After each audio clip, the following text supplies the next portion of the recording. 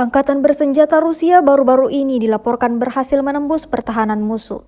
Terbukti dalam sebuah video yang ramai beredar di media sosial Telegram pada Jumat 26 April 2024. Brigade kelima dari kubu Rusia dengan deretan kendaraan lapis baja yang dioperasikannya tampak sedang menyerbu Krasnogorovka. Serangan antara Donetsk dan Marinka terus berlanjut. Dalam salah satu serangan, tank monster dengan perlindungan drone terhenti.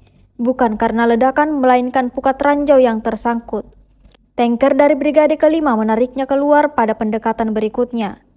Mereka menyerbu dengan sangat brutal hingga membuat musuh melarikan diri. Sebelumnya dilaporkan bahwa Brigade kelima dari Korps ke-1 Angkatan Darat ke-8 Distrik Militer Selatan merebut sebuah pabrik batubara dan merebut 9 bangunan besar di pagi hari.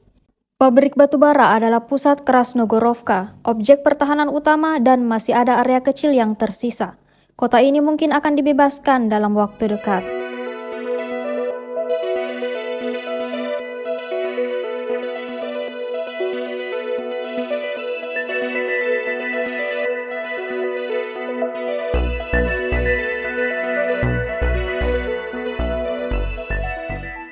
Download Tribun X sekarang, menghadirkan lokal menjadi Indonesia.